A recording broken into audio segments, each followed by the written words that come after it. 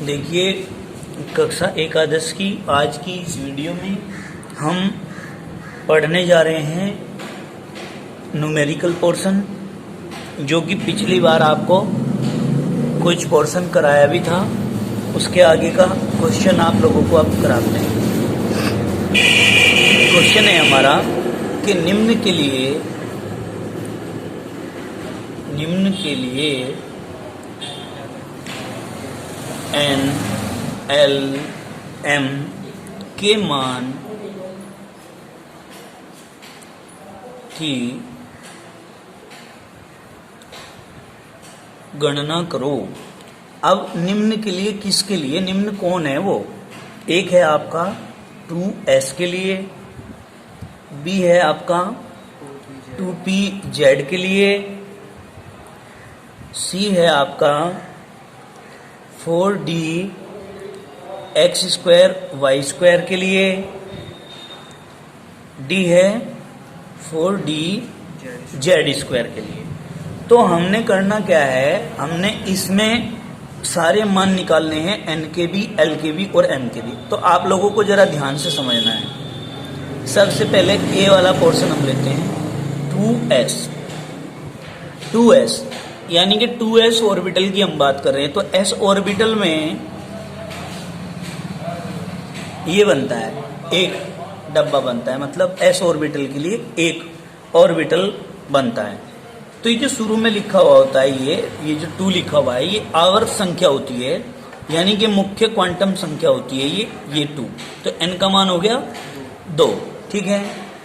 l का मान हो गया s है, तो हम यहाँ पर एक टेबल बनाते हैं कि s के लिए 0, p के लिए 1, d के लिए 2 और f के लिए 3। तो अब आप कहेंगे कि l का मान है, l का मान निकालने के लिए हमें इसको ध्यान रखना पड़ेगा, सेकंड पोजीशन को। सेकंड पोजीशन पे s आ रहा है, तो s का मान कितना है? 0। तो l बराबर क्या हो गया? 0। क्लियर होगी बात। और m का मान जो होता है वो डिपेंड करता है l के मान पर। तो जब l का मान 0 है तो m का मान भी 0।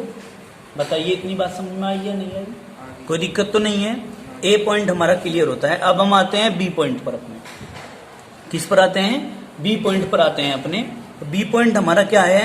ये है 2pz। अब 2pz के लिए हमने क्या करना पड़ेगा, ये चीज हमें ध्यान से देखनी है।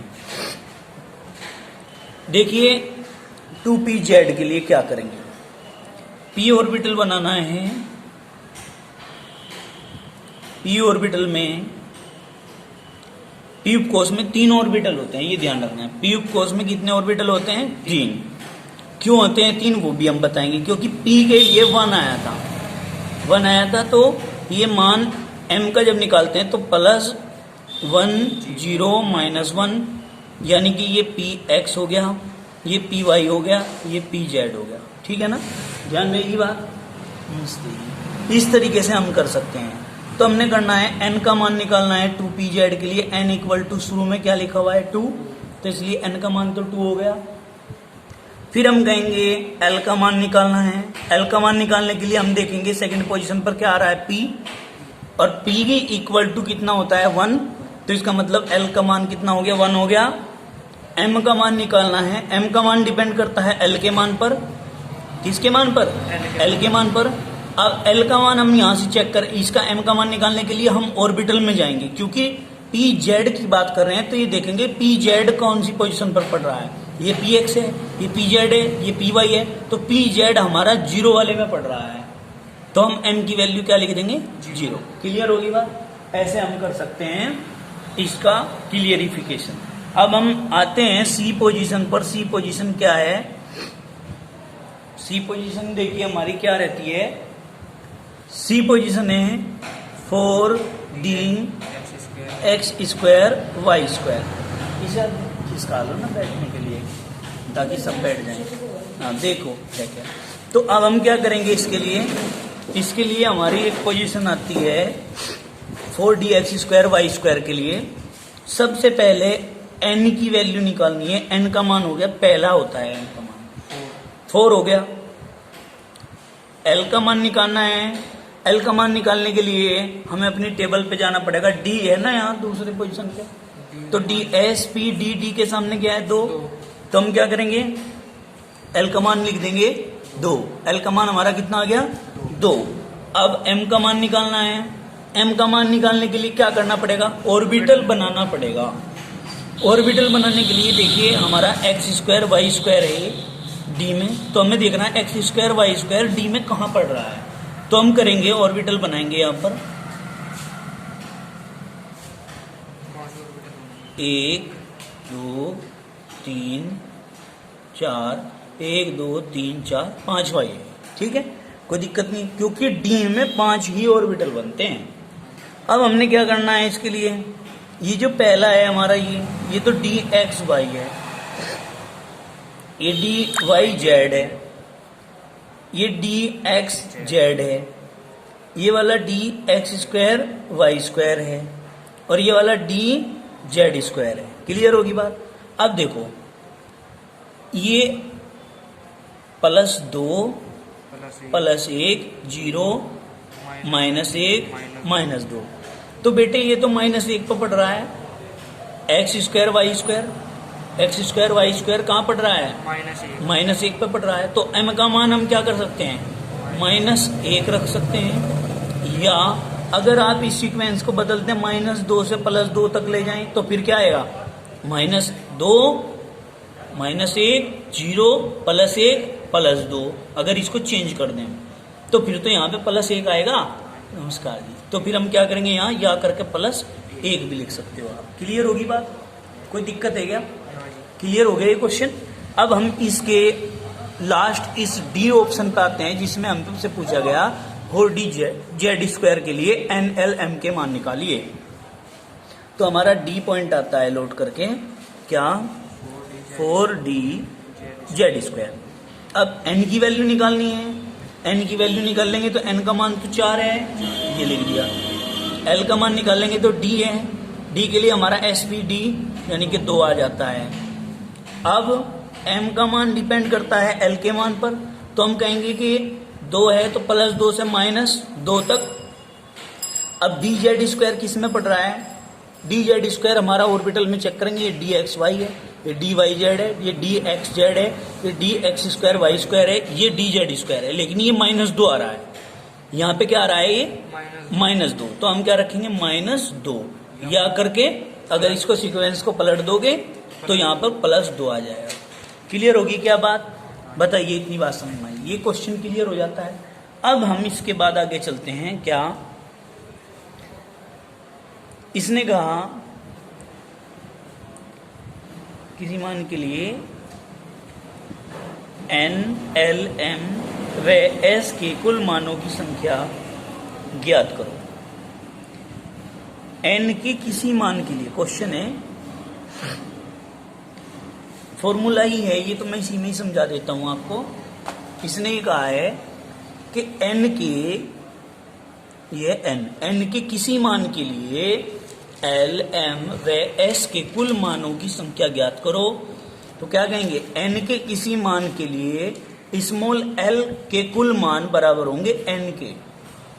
फॉर्मूला है ये, n के किसी मान के लिए अगर l के कुल मान निकालने पड़ जाएं तो वो n के बराबर आएगा। अगर n का मान 2 है तो l के कुल मान भी 2 ही आएंगे, 0 और 1। तो हम कह रहे थे कि n के मान के लिए l के कुल मान अगर निकालने पड़ जाएं तो वो n के बराबर ही होंगे। यदि n के मान 2 हैं तो l के कुल मान 2 ही होंगे। कौन कौन? 0 और 1। अगर n के मान 3 हैं तो l के मान भी 3 ही होंगे। कौन कौन से? 0 1 2। ठीक है। अब n के किसी मान के लिए m के अगर कुल मान निकालने पड़ जाएं तो n स्क्वायर होगा। फॉर्मूला क्या होगा? n square. अगर n का मान 3 है तो m के मान निकालते हुए हम 3 का स्क्वायर करेंगे, मतलब 9 मान आएंगे कुल निकल के। क्या आएंगे? ये कुल मान निकालने का है फॉर्मूला। क्या? कुल मान। अगर n का मान दिया हुआ है और s का मान निकलवा रहा तो 2n स्क्वायर होगा मान। क्या होगा? 2n square. यानी कि कुल इलेक्ट्रॉनों की संख्या निकालने का फॉर्मूला क्या है?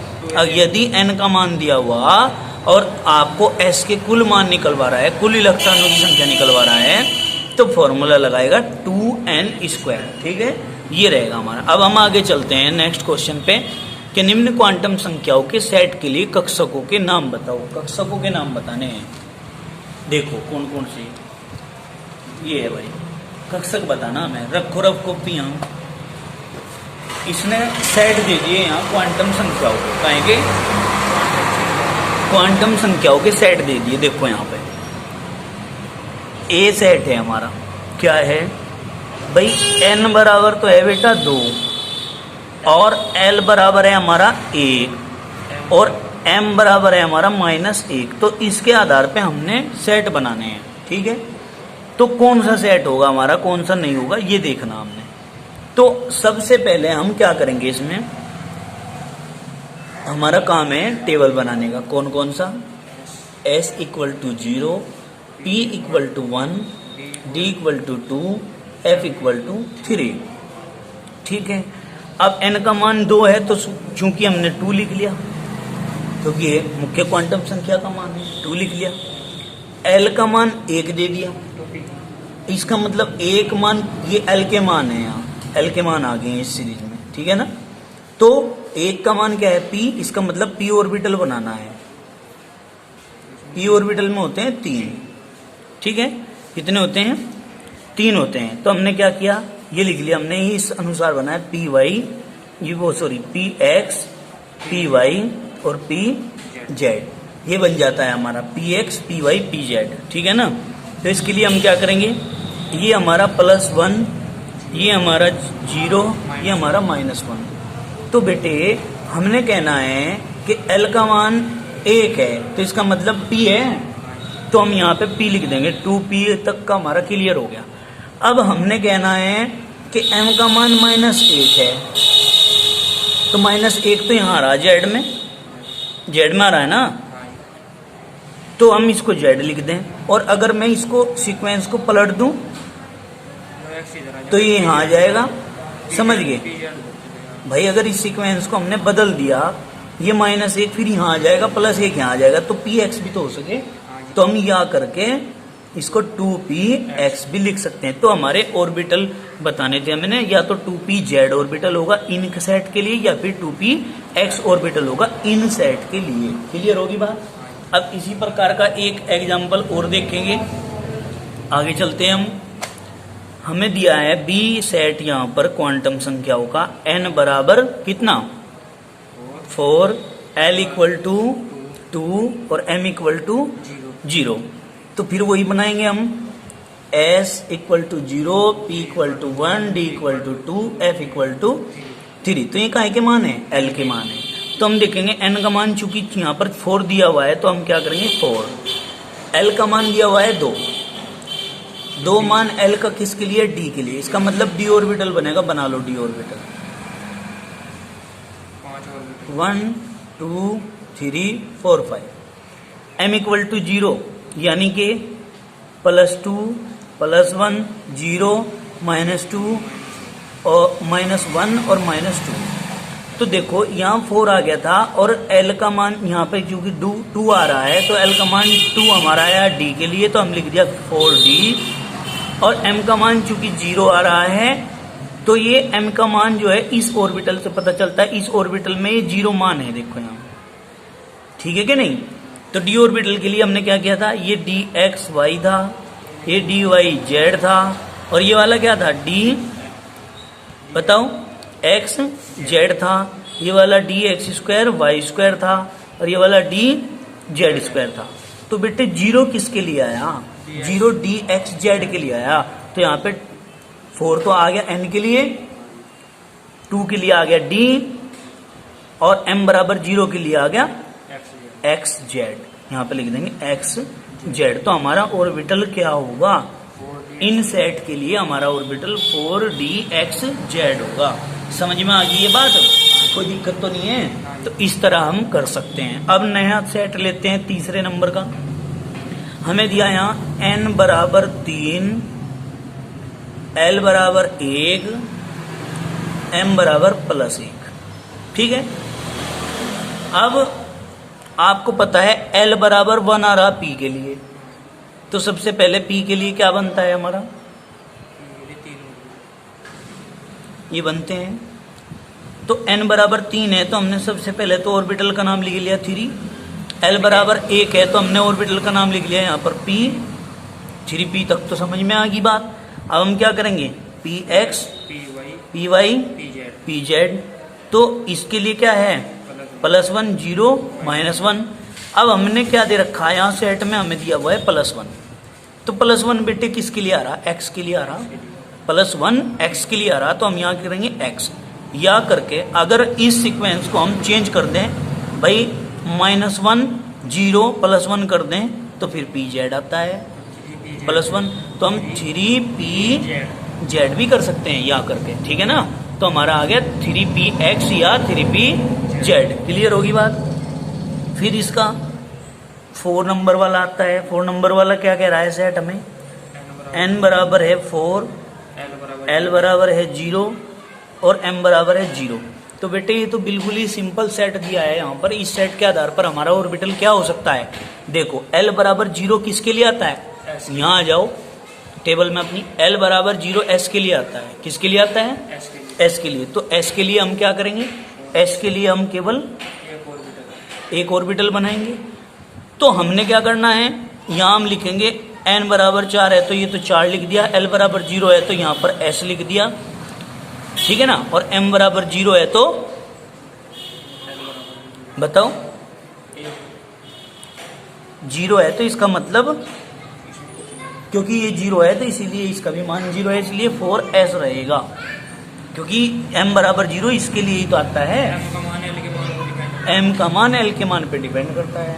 जब इसका मान 0 है तो इसका भी मान 0 है, और 0 इसलिए है क्योंकि इसमें एक ही ऑर्बिटल है, एक ऑर्बिटल के लिए ही 0 माना जाता है, ठीक है। अब इसके बाद आता है नेक्स्ट 5 नंबर हमारा। 5 नंबर में क्या पूछ रहा है, ये सेट दिया इसने, n बराबर 3, l बराबर 2, m बराबर -2, ठीक है ना। अब ये देखना है हमें कि क्या आएगा इसके लिए, क्या नहीं आएगा, कौन सा ऑर्बिटल आएगा। तो सीधे सीधे आप टेबल पे जाइए, टेबल पे यहाँ l बराबर 2 किसके लिए आ रहा है, d के लिए, d के लिए आ रहा है। तो हम क्या करेंगे, यहाँ d ऑर्बिटल बनाएंगे, 1 2 3 4 5। इसके लिए हम क्या करेंगे, ये हमारा dxy है, ये हमारा dyz है, ये हमारा dxz है, ये हमारा dx2y2 है, ये हमारा dz2 है। क्लियर होगी बात, कोई दिक्कत तो नहीं है। अब हमने क्या करना है भाई, हमने इसके लिए 0, इसके लिए +1, इसके लिए +2, इसके लिए -1, इसके लिए -2 ये रखने हैं। हमारे पास सेट दिया हुआ है, n का मान 3 है तो हमने लिख दिया यहाँ 3, l का मान 2 है तो हमने यहाँ लिख दिया d, और m का मान -2 है तो -2 हमारा किसके लिए आ रहा है, -2 dz2 के लिए आ रहा है। किसके लिए, यहाँ लिख दो z2। ये आकर के अगर हम इस मान को चेंज कर दें, इसको हम +2 को इधर के साइड और -2 को इधर के साइड, ऐसा क्यों करते हैं, क्योंकि ऐसा किया जा सकता है, क्योंकि मान -l से +l तक कह दो या फिर +l से -l तक कह दो। अगर +l से -l तक कहोगे फिर तो ये वाला सीक्वेंस चलेगी, फिर dz2 आएगा। और अगर -l से +l तक कहोगे तो फिर हमारा ये जो मान है -2 यहाँ आ जाएगा, यहाँ पे इस साइड आ जाएगा, तो फिर तो dxy रहेगा। तो यहाँ dxy, ये 2 ऑर्बिटल संभव हैं, 3 शुरू में लिखेंगे। क्लियर। तो ये क्वेश्चन भी आपका कंप्लीट हो जाता है इस प्रकार से, ठीक है ना। समझ में आया है या नहीं आया, ये बताइए। ये समझ में आया, कोई दिक्कत तो नहीं इसमें। तो इस प्रकार से सेट दिए हुए होंगे क्वांटम संख्याओं के, आप ऑर्बिटल संख्या खुद बताओगे कि क्या है क्या नहीं है। ये इस प्रकार से इनके आंसर दिए जाते हैं, ठीक है ना। चलिए अब हम आगे बढ़ते हैं अपनी इसकी श्रृंखला में। चलिए तो इसी श्रृंखला में हमारा एक नया क्वेश्चन आता है, उसको हम अब करेंगे, जिसके अंदर बताया गया है कि मुख्य क्वांटम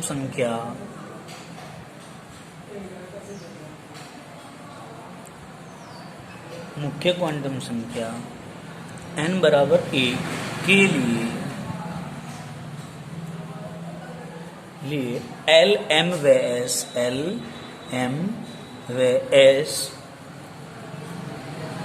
के संभावित सभी मान या सभी संभावित मान ज्ञात करो। क्वेश्चन ये है जी। तो देखिए n बराबर तो है 1, तो l बराबर मान कैसे निकलेगा? l बराबर मान के लिए हमारे पास ज्ञात करना है, तो इसके लिए फॉर्मूला होता है क्या? n-1। l का मान निकालने के लिए फॉर्मूला यही तो है n-1। n का मान कितना है? 1 माइनस 1 बराबर 0। तो इसका मतलब l का मान कितना होगा? 0। अर्थात l बराबर तो 0 आ गया।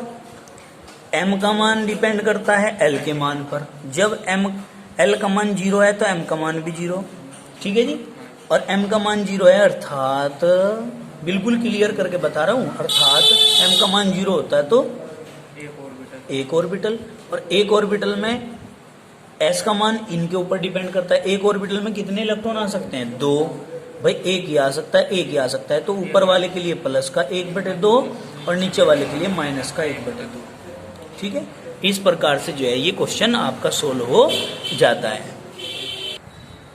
अब इसी श्रृंखला में हम आगे बढ़ते हैं नए क्वेश्चन को लेकर के। एक नया क्वेश्चन आता है हमारा अब कि l बराबर 2 के लिए m व s के सभी संभावित मान ज्ञात करो। ठीक है बेटा। अब देखो l बराबर 2 है तो m के मान निकालने। l बराबर दे दिया 2, तो m का मान ज्ञात करना। m का मान ज्ञात करने के लिए क्या करेंगे? m का मान निकालने के लिए फॉर्मूला है हमारा प्लस l से माइनस l तक शून्य सहित। तो मतलब जो m का मान आएगा वो +2 +1 0 -1 -2 ये हैं सारे संभावित मान m के, अगर l का मान 2 है। यदि l का मान 2 है तो m के संभावित सभी मान ही आए, +2 +1 0 -1 -2। ठीक है, कोई दिक्कत तो नहीं है। इस फॉर्मूले से आए। ये फॉर्मूले हमें भूलने नहीं है जो हमने क्वांटम संख्या के समय आप लोगों को पढ़ाए थे। फिर आप कह रहे हैं कि s के भी मान निकाल लिए, s के मान निकालने पड़ेंगे। s का मान डिपेंड करता है m के मान पर। तो +2 है, +2 के लिए प्लस माइनस 1/2, +1 के लिए प्लस माइनस 1/2, 0 के लिए प्लस माइनस 1/2, -1 के लिए प्लस माइनस 1/2, -2 के लिए प्लस माइनस 1/2। ये मान आएंगे बेटे। क्यों आएंगे? क्योंकि m के मान अगर ये आ रहे हैं तो इसका मतलब है कि ऑर्बिटल 5 हैं। 1 2 3 4 5। एक ऑर्बिटल में 2 इलेक्ट्रॉन रह सकें प्लस माइनस वाले। ठीक है, तो इस प्रकार से जो है हम इस क्वेश्चन को सोल्व कर देते हैं। ठीक है, कोई दिक्कत तो नहीं है। अब हमारे पास क्वेश्चन आता है कि मुख्य क्वांटम संख्या,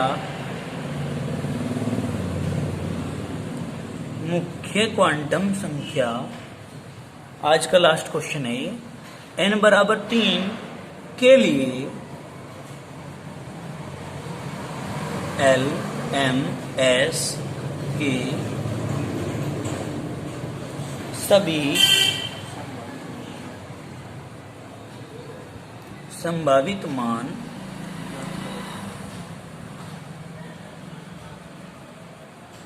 ज्ञात करो। ठीक है, कोई दिक्कत तो नहीं है। तो बेटे n बराबर सभी संभावित मान निकालने हैं। मैंने टेबल बनवाई थी आपको क्वांटम संख्या के बाद, तो उस टेबल में थोड़ा समझाया भी होगा मैंने कि अगर n का मान 3 है, ठीक है ना, तो l के मान क्या होंगे? l के मान क्या होंगे?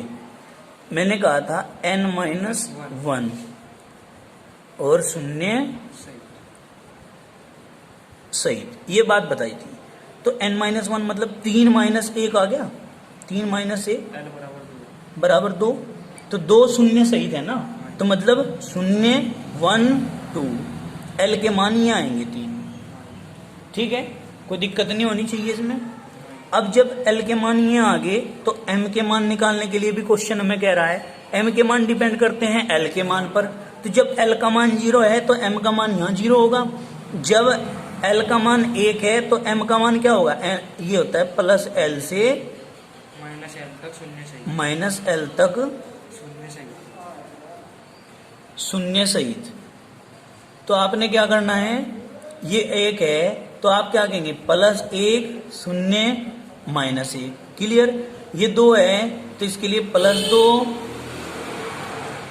Plus 1 0 minus 1 minus 2। ये मान हो गए आपके काहे के लिए, m के मान हो गए, ये मान हो गए आपके m के मान। क्लियर होगी बात। अब आप लोग देखेंगे s के मान निकालने हैं, क्वेश्चन कह रहा है s के मान भी, बैठो बेटा ऑफिस में बैठो, s के मान भी निकालने के लिए कह रहा है। तो जब इसका मान 0 आ गया तो इसका मतलब तो इसमें तो 1 ऑर्बिटल होगा, इसके मान ये आ गए हैं तो इसका मतलब इसमें 3 ऑर्बिटल होंगे, p ऑर्बिटल है ये। अब ये आ गया है तो इसका मतलब इसमें 5 ऑर्बिटल हैं। ये मैं मोटी मोटी सी बातें आपको समझाने के लिए बार बार बता रहा हूँ, ये बार बार बताने की बातें नहीं होती, लेकिन फिर भी तो मैं समझाने के लिए करा रहा हूँ। तो जब इसमें 1 ऑर्बिटल है तो इसका मतलब प्लस माइनस 1/2, 2 इलेक्ट्रॉन इसके अंदर होंगे, ठीक है ना, s के मान। अब इसमें प्लस माइनस 1/2, प्लस माइनस 1/2 और प्लस माइनस 1/2 इस प्रकार से होंगे। इसमें plus minus 1/2, plus minus 1/2, plus minus 1/2, plus minus 1/2, 1 2 3 4 और प्लस माइनस 1/2, सब में कोमा लगा दो। बताइए बेटे इतनी बात समझ में आई क्या। तो इस प्रकार से आप लोगों को क्वेश्चन बताता है खुद ही कि क्या निकालना है। इसने कहा सभी संभावित मान निकालिए, तो सभी संभावित मान निकालने के लिए हमें ये प्रोसीजर से गुजरना पड़ेगा। अब हम कह सकते हैं कि हमारा क्वेश्चन पूरा सोल्व हो गया है। इसको समझने के लिए आप इस वीडियो को बार बार देख सकते हैं, समझ सकते हैं, और वीडियो देखने से पहले आप लोग चैनल को सब्सक्राइब करें, बेल आइकन का बटन प्रेस करें, शेयर करें, लाइक करें, जो मर्जी चाहे करें, पर बार बार वीडियो को देखें और इससे सीखें। धन्यवाद।